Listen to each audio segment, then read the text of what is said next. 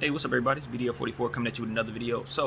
Been hearing a lot of people talking about the importance of DeAndre Ayton and weighing it against the importance of Chris Paul and Devin Booker, trying to figure out who's the MVP of this playoffs for this team thus far. And I really look at that conversation as a difficult one to try to weigh, because you look at Chris Paul, clearly he's the leader of the team. Devin Booker, clearly he is the star of the future. He's the mainstay from previous Phoenix years, and Ayton is the young star who's starting to make a name for himself right now. So to say Ayton is more important than those other two would be disrespectful, um, without bringing forth context in any way, shape, in every way, shape, and form. Um, so for me, in looking at who's most important on this team, you need all three of them. If they're going anywhere, they need all three, first of all. But one thing that I've learned about these playoffs is, with the Phoenix Suns particularly, they were able to maintain with Cam Payne as their point guard. Um, Chris Paul, in fact, in my opinion, they've kind of struggled with him and have won in spite of that. That's what I've seen out there. He slowed the pace down quite a bit, and even though they've been efficient in doing so, it's kind of allowed the defense to kind of close in on them, and because of it, you've seen some low-scoring games, and the Phoenix Suns have just not played their best basketball since he's come back. But what we have seen also is Devin Booker. He's broke his nose. He hasn't been himself. That has been a simultaneous situation with him kind of dealing with the mask and all of that. But what you've seen, even yet and still, is that they've been able to weather those storms and win, particularly Game 3, despite both Chris Paul kind of not really playing his best and Booker not playing his best. And the reason why that was the case is because DeAndre Ayton dominated rebounding the ball. He cleans up everything. He plays defense. He blocks shots.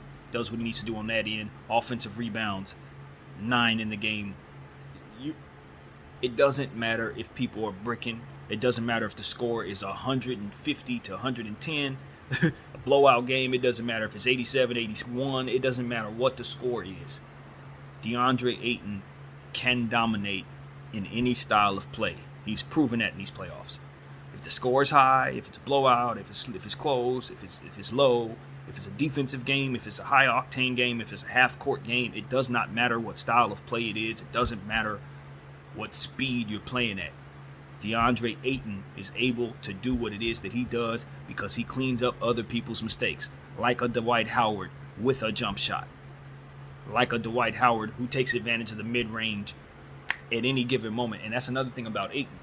So, unlike other cleaners, guys, defensive-minded, rebounding-minded centers, he can stretch the floor. He's not somebody you can leave open. He's not somebody you can sag off of like Ben Simmons. You can't do that. He will hit his mid-range jumper. If you look off of him, he'll take the mid-range jumper, all those type of things. And so, as he's cleaning up people's mistakes and rebounding the ball, he quickly puts it back, just like a guy like Drummond. But he also makes the defense have to chase him out and kind of keep him honest, to leaving guys like Booker and Chris Paul open, or rather with single coverage. You know what I mean? And if they happen to brick, no problem. He's rebounding. He's going to do what he has to do. So it's one of those situations where, okay, if Devin Booker is bricking shots, he can help you by assisting the ball and doing certain things that a point guard does. If Chris Paul isn't scoring the ball, he can do that too. If his assist game isn't up, if other guys aren't hitting shots, he could take over scoring the ball. But what he cannot do is affect shots as they go up, change the trajectory of jump shots, stop guys from driving, clean up everything, whether it's a long three-point rebounding or a short inside rebound. He can body up people, be physical. If there's an enforcer on the other team, he could neutralize them. You're not going to get that out of Devin Booker and Chris Paul. That's not possible. They're too small of people. They don't affect the floor that way. If their shot's not on, and if other people aren't scoring to make them have assist numbers, they may be useless. Literally, both of them. Neither one of them are defensive great players. Neither one of them are rebounding the ball like that. Neither one of them are going to be able to affect things if the offensive side of the ball isn't flowing. So the most important player on this floor has become DeAndre Ayton for the Phoenix Suns. Because if you remove him, even if everybody's shooting well, Phoenix has no size. You remove him, they don't even have a solid power forward. You know, one of the reasons, the main reason why I said that I thought the Lakers were going to be able to beat the Phoenix Suns, and while I still think the Lakers would have beat the Phoenix Suns if we would have been healthy, is because they only have Ayton as their sole big man on that whole team. Everybody else is small. Everybody else is either a forward or guard. Or Torrey Craig. So Ayton is shouldering the load of their entire front court. And he's doing it in a way that even when they are struggling and can't hit a shot, they're still able to win games because he's dominating on the offensive glass. He is by far, at this point, the most important Phoenix Sun. It's not even close. Because they've proven that they can weather the storm without their guards playing well or without them even being on the floor. But they would have to prove that they can find some rebounding out of anywhere else on that team outside of DeAndre Ayton. Some rim protection out of anywhere else on that team outside of Andre Ayton. Some offensive rebounding presence out of anyone out of that team other than DeAndre Ayton. I'm sorry, everybody. But because he's playing this well and because of the dynamic of their roster, he is by far the most important player. Because of how their roster is constructed, they have other guards that they can place in the places of their star guards and still weather the storm. We've seen it in these playoffs. So, that's what it is.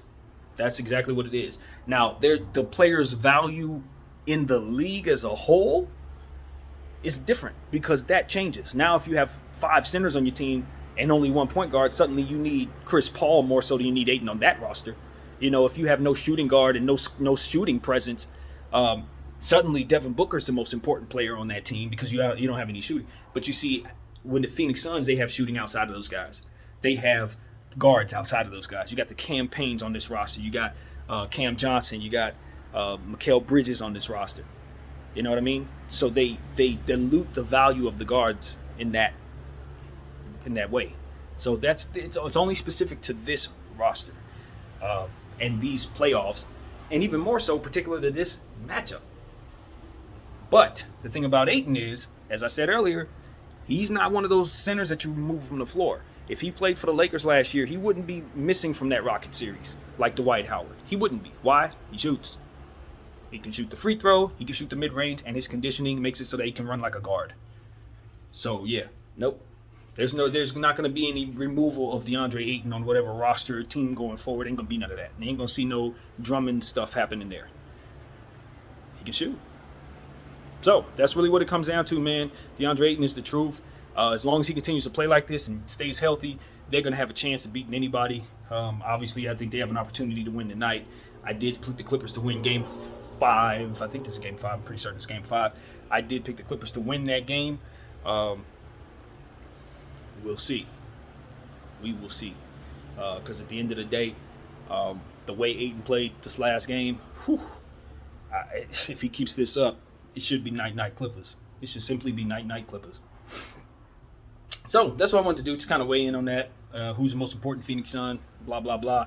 I say Ayton right now based on the roster. Thank you guys for watching. My name is BDF44. I'm out.